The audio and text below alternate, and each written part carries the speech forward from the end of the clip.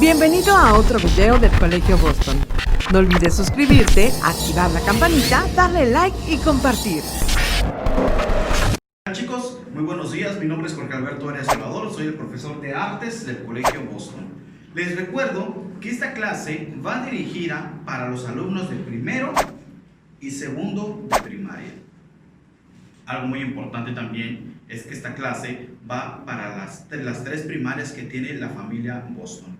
Para el plantel Chichén, para el plantel Quintana Roo y para el plantel Ixcún. Para dar inicio a nuestra clase, vamos a empezar con retroalimentación, pero desde la primera que tuvimos. ¿Ok? Recordemos un poco los orígenes de la música. ¿Sí? En los orígenes de la música, empieza con el hombre primitivo, hablando un poquito de la prehistoria, ¿verdad? Cuando el hombre aparece en lo que es la tierra, intenta imitar primero los sonidos de la naturaleza, ya sea de una cascada, cuando cantan las aves, ¿verdad? Él empieza a escuchar ese tipo de sonido y trata de imitarlo. A veces puede ser que haya tenido resultados, pero también necesitó de otros objetos para poder realizar esos sonidos. Cuando el hombre empieza a inventar sus primeras armas, ¿sí? De ahí va descubriendo que puede ocupar eso mismo para hacer instrumentos musicales. Imagínate tú que de pieles de animales puede salir un tambor, ¿verdad? El tronco de un árbol se raspaba por dentro y se tesaba lo que era la piel y lo golpeaban y se daban cuenta que provocaba un sonido, y ese sonido le empezaron a llamar como percusión, percutir. Recordando también, adentrándonos un poquito a las familias de instrumentos musicales. Eso se supone que tú ya lo debes de conocer, la familia de percusión. Bueno, esos son los orígenes de la música. Conforme el hombre fue apareciendo, fue teniendo nuevas ideas. De ahí podemos pasar un poquito también a lo que es Egipto, ¿verdad? Una cultura impresionante en el caso también de la música. Podemos conocer también sin meternos a temas de religiones, pero es fundamental tocar ese tema, lo que es David. David cantaba, era fundamental conocer esta historia. ¿Por qué? Porque de ahí se adentra todo lo que hoy en día conocemos hacia la cultura de la música, ¿sí? De ahí se toman los primeros cantos para que poco a poco vaya evolucionando hasta nuestra actualidad, ¿sí? Eso fue en el paso del tiempo, hablando de música. Otro factor muy importante también en el mundo de la música fue el clasicismo, ¿verdad? Clasicismo, romanticismo, las etapas que vivieron los grandes músicos, empezando también por una etapa muy grande que se llama barroco, que quiere decir inicio, ¿verdad? En el barroco aparecieron grandes compositores. Apareció especialmente uno que se le conoce como el padre de la música, Johann Sebastian Bach. Este alemán fue el que creó el bajo continuo. ¿Qué es el bajo continuo? Bueno, te voy a poner como tarea escuchar una canción en rock, no muy pesado, algo leve, no sé, quieres escuchar Maná y Nanitos Verdes, algo en español. Vas a escuchar que el instrumento bajo eléctrico, que consta de 4 cuerdas, que muchos lo conocen con una guitarra eléctrica. Ojo, no es igual. El bajo eléctrico con la guitarra eléctrica no tienen nada que ver, más que en la forma. Pero contando las cuerdas, la guitarra tiene 6 y el bajo tiene 4. Además, en el sonido cambia por completo. Ejemplo, en el bajo eléctrico es un sonido grave, es el sonido más grueso que hay en una banda. Y va a ser esto, el bajo continuo que creó Johann Sebastian Bach es esto.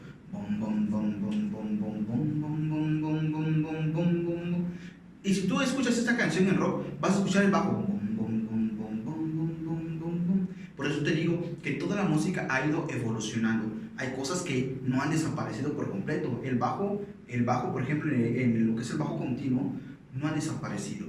A eso se refiere porque lleva una continuidad en las notas graves. Y eso es lo que hace que la música se llene por completo.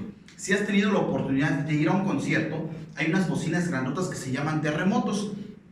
Cuando suenan boom, los sonidos graves empiezan a vibrar todo y tú sientes que vibras por completo. Ese sonido lo provoca el bajo eléctrico. Es lo que hace que se llene por completo el espacio en un sonido grueso. ¿Ok? Entonces, en el barroco aparece Johann Sebastian Bach, pero ese señor, ese compositor, toca un un instrumento fundamental en la música, que es el órgano de tubulares. ¿Ok? El órgano de tubulares es un instrumento de viento. ¿Por qué vas a decir que es un instrumento de viento? Bueno, vamos a agarrar un ejemplo rápido. Me imagino que has visto alguna vez la película de Piratas del Caribe, ¿verdad? En donde el que era como un pulpo, agarraba y empezaba a tocar como que un órgano con sus tentáculos, ¿verdad? Entonces, si tú te fijas, tiene como muchos tubos que van sacando aire y va provocando el sonido. Pues ese órgano pertenecía a la familia de viento, porque su mecanismo trabaja con aire. Y ese instrumento lo tocaba mucho el señor Johann Sebastian Bach. Es el padre de la música. Es fundamental que tú conozcas, que te aprendas este nombre, Johann Sebastian Bach. ¿Ok? Ahora, del barroco vamos a pasar a una de las etapas, para mí, la favorita podríamos llamarle, el clasicismo. En el clasicismo la música empieza con su renacer, quita por completo las bases de la música barroca y empieza a florecer otro tipo de música llamada clasicismo. Y ahí podemos encontrar un niño prodigio que tocamos un tema fundamental de él. ¿Te acuerdas? Excelente. Wolfgang Amadeus Mozart, ¿verdad? En el clasicismo aparece este niño prodigio. Vamos a recordar un poquito qué fue lo que hizo Wolfgang Amadeus Mozart. Bueno, recordemos que él a la edad de los 4 años empezó a tocar el violín a la perfección, ¿verdad? Tenía una hermana mayor llamada Nennar. Ahora, su hermana tenía 9 años y ya tocaba impresionante el clavicordio. Vamos a aclarar esto, porque puede ser que en alguna figurita, en alguna estampa o en internet, veas a Mozart como con un pianito. No, no es un piano, en ese tiempo no existía el piano. Era parecido, pero se llamaba clavicordio. ¿Cuál era la diferencia? Que el piano tiene un sonido de cuerdas, pero como que a madera, ¿vale? Por el mecanismo que tiene. Y el clavicordio era un instrumento que todo su mecanismo era de metal, sonaba a puro metal. Entonces es fundamental que tú sepas la diferencia. ¿Por qué? Porque cuando nace Mozart no existía el piano, era el clavicordio. Ahora, una noche cuenta la historia que su papá bajó a tomar un poco de agua y escuchó que alguien estaba tocando el clavicordio, clink, clink, clink, clink. De repente abre la puerta y ¿quién creen que era? Así es, el gran Mozart, de bebé, bueno, prácticamente un niño, 4 años, tocando el clavicordio, ¿verdad? Y su papá dice, es algo fenomenal. Despierta a la mamá, agarran y se asoman y ven que empieza a tocar cosas más difíciles a la edad de 4 años. Entonces su papá, al ver que tiene un niño prodigio, le empieza a inculcar la música por completo. Empieza a tocar diferentes instrumentos y así empieza la evolución de este gran músico. Tanto así que él no se dedicó a ir a una escuela para aprender a leer, escribir, para aprender geografía, nada de eso, sino que su papá le fue enseñando junto con su hermana. ¿Por qué no tuvo la oportunidad de ir a la escuela? Porque se volvió tan famoso que tenía que ir de giras en todas las cortes europeas, ¿sí? Siendo un niño, empezó a andar de giras con su hermana y con su papá.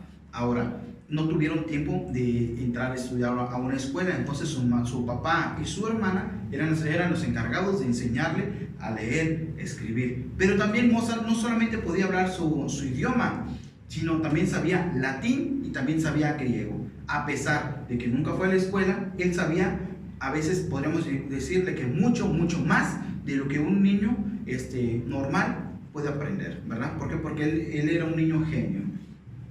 Ahora, hablando de Mozart, vamos a saltarnos con otro gran compositor. Pero ya no abarcó en el tiempo del clasicismo, le dio el inicio al romanticismo.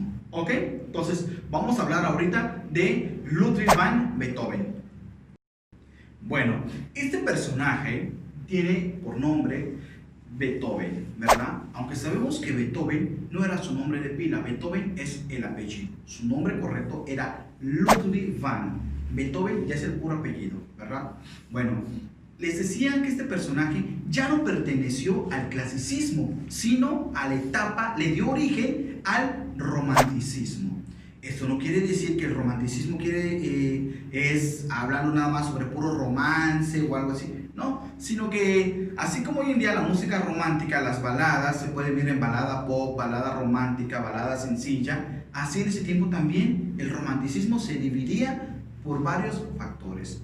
Por ejemplo, el romanticismo tuvo un auge en una música especialmente que se llamaba nocturnos. Los nocturnos eran piezas, como su nombre lo dice, que servían para escuchar solamente en las noches. Tal vez en alguna cena romántica con tu pareja, era fundamental que contrataran a un pianista. Ojo, dije pianista, hace rato había un clavicordio en la época del clasicismo. Bueno, en el momento de que empieza a nacer el romanticismo, se inventa el piano. Y ahora sí, cuando veas a Beethoven tocando un instrumento de teclas, está haciendo la representación de que es un piano, ya no un clavicordio, ¿ok? Entonces es la diferencia entre Beethoven y Mozart. Uno tocaba el clavicordio y otro ya empezaba a tocar el piano. Bueno, hablar un poquito de los nocturnos. Uno de los grandes compositores de los nocturnos fue el francés Chopin, ¿sí? Los músicos son muy conocidos por varios aspectos gracias a este personaje, ¿verdad? Bueno, se los voy a dejar como tarea. De hecho, les voy a dejar un link de una caricatura de Chopin. De hecho, lo cuenta Cantinflas, ¿verdad? Un personaje mexicano que tuvimos. Él hace la voz de Chopin en una de sus caricaturas que tenía. Y entonces, para que ustedes sepan lo que es sepan la vida de este personaje. Adentrándonos un poquito de Ludwig van Beethoven. Nosotros sabemos que cuando empezó a desvanecerse el clasicismo, empezó a nacer el romanticismo. Pero Beethoven con Mozart alguna vez se toparon. Así es, se toparon en Viena, intercambiando palabras.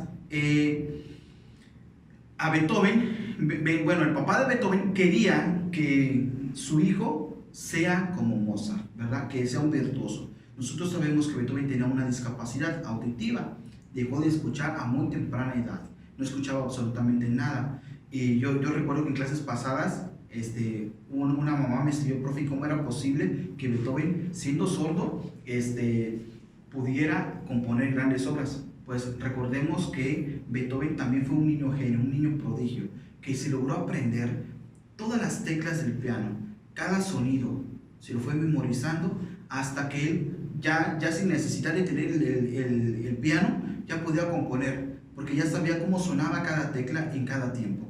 Entonces fue de esa manera. Incluso, no sé si has visto en las películas como un cuernito que se ponían, ¿verdad? Para poder escuchar. Bueno, Beethoven también traía su cuernito para poder medio escuchar algo. A veces no se escuchaba nada, sino era la pura vibración lo que a él le ayudaba a saber cómo estaba sonando sus piezas, ¿verdad? Pero de Beethoven podemos hablar infinidad de cosas. No solamente que fue un niño prodigio, sino que también compuso grandes músicas. Una de sus piezas fundamentales es Para Elisa. Es una pieza en puro piano. Cuando tú vas a una escuela de piano profesional, te enseñan a tocar solamente música clásica, música romántica, porque es la base de todo, es el fundamento musical, ¿verdad? Recordemos que también hablando en música, la música clásica se le conoce también como música académica, porque es la música la que se tiene que estudiar por el grado de dificultad que representa. Ahora, bien, de Beethoven vamos a saltar a las familias de instrumentos musicales, un tema fundamental que vemos. Recuerden que la familia se divide en tres, ¿verdad? La familia de cuerdas, la familia de percusión y la familia de viento. Hablemos de esta última, de la familia de viento. Recordemos que la familia de viento se va a subdividir en dos partes, viento metal y viento madera, ¿ok?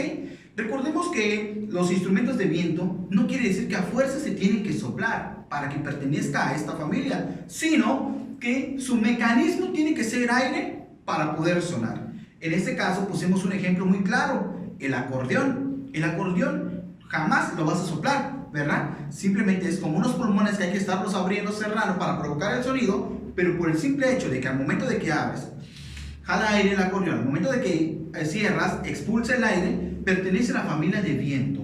Ahora, aquí sí hay un gran dilema. ¿A cuál de las dos? ¿Viento madera o viento metal? Me van a decir, profesor, pero si el acordeón está hecho de plástico. Sí, pero su mecanismo que está por dentro lleva madera, entonces se clasifica como viento madera, ¿ok? Habíamos visto también un ejemplo, el saxofón, ¿verdad? Para los que han visto la caricatura de los Simpsons, Lisa toca un saxofón. Entonces, este es un instrumento de metal puro, pero no está clasificado en la familia de viento metal, sino en viento madera. Espero que recuerden el por qué está clasificado ahí, ¿ok? Ese es un trabajo para ustedes, tratar de recordar el por qué llegó a esa clasificación. Recuerda que fue por la lingüeta, que es una maderita, una cañita que se tiene que insertar y empieza a vibrar en tu instrumento, y por eso es clasificado ahí, en viento madera. De ahí tuvimos los instrumentos de cuerda. En los instrumentos de cuerda encontramos tres tipos de cuerda, ¿verdad? La cuerda frotada, que tal vez podríamos decir que es la más conocida, la cuerda percutida, ¿sí? Ahora, hablemos un poquito nada más de la cuerda frotada, que es la que, para diferenciar las demás. En las cuerdas frotadas aparecen los violines, la familia completa de violines. ¿A qué me refiero con esto? El violín, el instrumento viola, el cello y el contrabajo.